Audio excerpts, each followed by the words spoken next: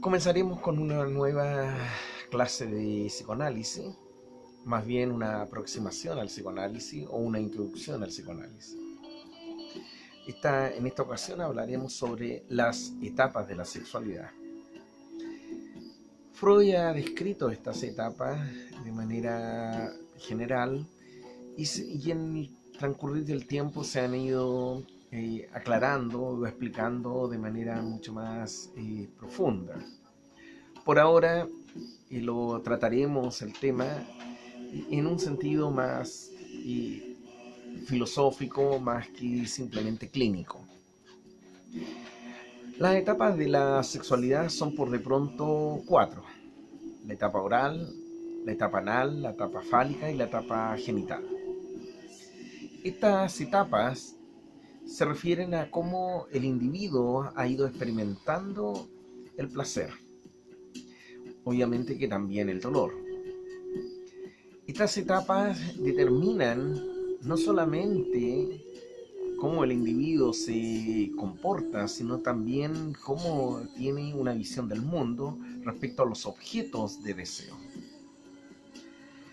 Y hay que tener mucho cuidado en esto porque si bien Sigmund Freud plantea de que el individuo es un ser sexuado, la gente lo entendió desgraciadamente, por lo menos en sus primeros tiempos, como si Sigmund Freud estuviese entendiendo solamente la etapa genital. Y tal vez ahí es donde estaba el error de esta idea popular. En realidad, en términos analíticos, es mucho más profundo y tiene unos sesgos distintos. Pero comencemos con la etapa oral. La etapa oral es la etapa del infante. Se presupone en esta etapa que la concentración de energía que va a producir placer se produce en la boca. Y es por eso que el infante tiende a llevárselo todo a la boca. Es tal vez la preparación del lactante para justamente tener que alimentarse. El pequeño siente placer al succionar la leche de la madre y por lo tanto los pezones de la madre. Pero aquello tiene un sentido totalmente de placer sexualizado. Pero en ningún caso, como algunos pensaban, el bebé iba a sentir un placer erótico genital, porque aquello no está en la estructura del pequeño, por lo menos en el aparato psicosomático del niño. Eso más bien tiene que ver con la preparación del bebé para la vida.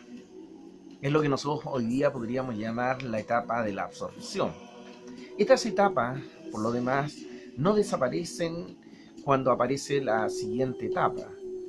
Tal vez la siguiente etapa lo que hace es superarla, pero jamás aniquilarla. De ahí que hasta el día de hoy es un placer comer, es un placer llevarse un lápiz a la boca cuando se está ansioso.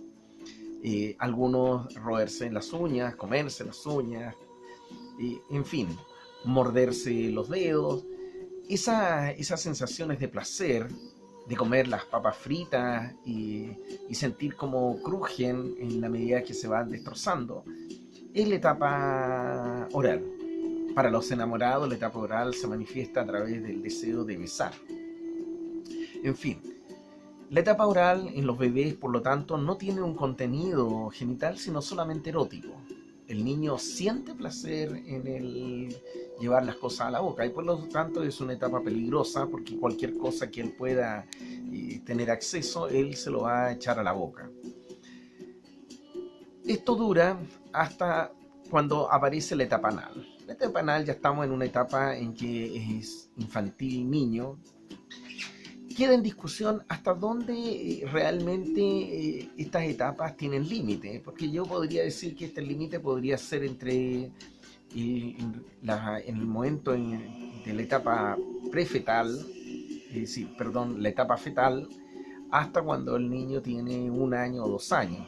Pero eso va a ser relativo de la crianza del niño. Lo que sí sabemos es que comienza en la etapa fetal, porque el niño ya comienza a chuparse un dedo cuando está como en una etapa de niñez, está en la etapa prenatal. En la etapa prenatal. Eh, en la segunda etapa de sexualidad, el niño centra su energía en la zona anal.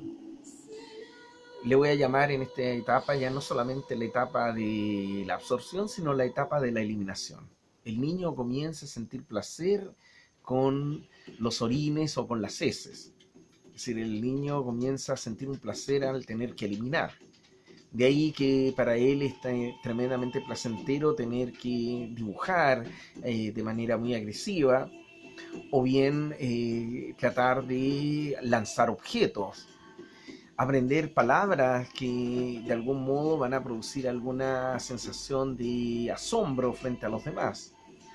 El niño comienza entonces a descubrir su etapa de expulsión, una etapa que va a ser muy importante. Madeleine Klein va a trabajar mucho esta etapa, sobre todo en el término de los niños, que va a ser en otra clase lo que hablaremos de ella y cómo ella presenta la psicología de los pequeños.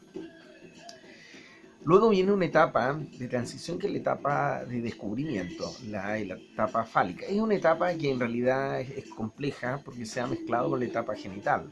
Algunos incluso la mezclan. La etapa fálica no es que el niño encuentre importante el pene o la vagina, dependiendo de si es niño o niña o dependiendo de su condición de sexualidad. Recordemos que no porque un chico va a tener pene o una chica va a tener vagina, necesariamente él se va a identificar con aquel objeto en términos de la genitalidad social. Por el contrario, es completamente distinto y ahí es donde puede aparecer el tema de la transexualidad, del transgénero, en fin. Pero eso va a ser para otro momento. El niño en esa etapa, antes de entrar a la etapa fálica, que es la etapa del descubrimiento, va a manifestar el hecho de tener que curiosear. Es la etapa más potente, de que generalmente se le dice que las niñitas son mucho más curiosas. Eso en realidad es un mito. En realidad tanto los niños como las niñas son bastante curiosos. Lo que pasa es que el objeto de curiosidad podría ser diferenciado. En esta etapa, el niño de etapa de descubrimiento comienza a hacer una transición con la etapa genital. Tal vez, probablemente, ya estamos hablando de niños de 5 años, los niños comiencen a descubrir sus órganos sexuales, pero no porque el órgano sexual sea sexual para el niño, sino porque aquello está cubierto. Generalmente nosotros en nuestra cultura occidental tendemos a cubrir las zonas genitales de los pequeños.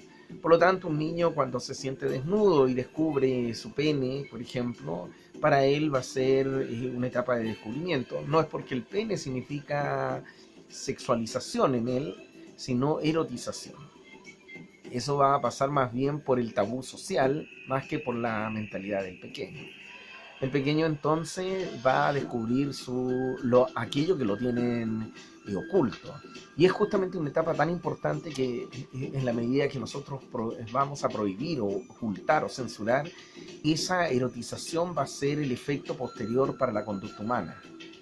Si una persona le dice a un pequeño que aquello no debe hacerlo, y hace que se tenga que encubrir su pene o su vagina o aquello que la niñita está jugando con su vagina y de algún modo torpemente una persona le dice no tienes que jugar con eso, cúbrete, tal vez podría producir un trauma más adelante y el pequeño, la niña no se sientan queridos. Hay que tener cuidado con la manifestación sexual.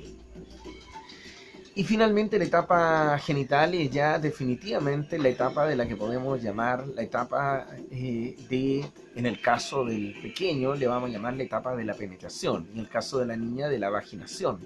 Y no es el caso como Freud. Freud pensaba que la mujer, por lo general, deseaba el pene y por lo tanto era la etapa del deseo de ser penetrada. Karen Horney y la misma Ana Freud rechazaron esa idea, y en lo cual yo también estoy de acuerdo. Es decir, la niña no anda detrás del pene, no hay una envidia del pene. La niña descubre su genitalidad tan activa como la genitalidad del varón, así que en ese sentido, en eso nos apartamos de Freud, y es por eso que decía que se retoca de algún modo la teoría de las etapas de la sexualidad desde la visión que tenía Freud en su sentido primitivo a un sentido como más moderno.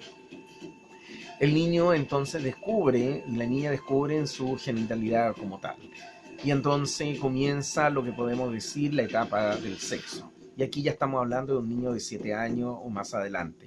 Más maduramente estaríamos hablando de un niño de 12, 13 años. Pero entre los 7 y los 12 años sí ya hay una etapa genital. Lo que pasa es que no hay una conciencia del sexo tal como socialmente nosotros hemos de considerar. Ahora, para terminar esta breve aproximación, cabe sostener que las etapas no son eliminadas sino superadas. Por lo tanto, todavía para nosotros es un placer ir al baño, como en la etapa anal. Es un placer morder algo, como la etapa oral. Es un placer andar descubriendo cosas, como el joven que le gusta la informática y curiosear, el joven que le gusta las matemáticas y aprender más. Es todo este deseo de aprendizaje, deseo de aprender, de memorizar, de descubrir, de hacer cosas, es la etapa fálica. Y la etapa genital es la de la relación con los otros, es decir, tiene que ver con la relación social, y es la más importante desde el punto de vista de la comunidad. Pero cuando una etapa que debería desarrollarse, entre comillas, regularmente o naturalmente, es interrumpida por algún evento, estas etapas podrían traer algún conflicto. Pensemos en un niño que está siendo abusado. Es muy probable, o un niño que se siente abandonado. El niño podría estar haciéndose pipí en la cama hasta los 7, 8 años. Se supondría que a los 7, 8 años el niño ya debería retener tanto los orines como las heces, y sin embargo, si no lo hace, es porque justamente algo está ocurriendo. Esos son señales de que hay una etapa, hay una luz roja de que algo está ocurriendo. Lo mismo podría suceder porque el joven adolescente se va a comer las uñas, o porque tardíamente una persona sigue comiéndose las uñas. Son procesos naturales que no han sido superados, pero que se normalizan en algún momento. El problema es cuando aquellos procesos traen consecuencias graves, y ahí ya estaríamos hablando de trastorno. Pero eso también es para otro tema.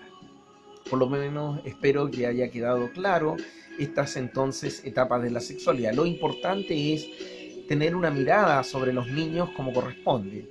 La erotización de un niño es una erotización de un niño, la erotización de un adolescente es la de un adolescente, y la de un adulto es de un adulto.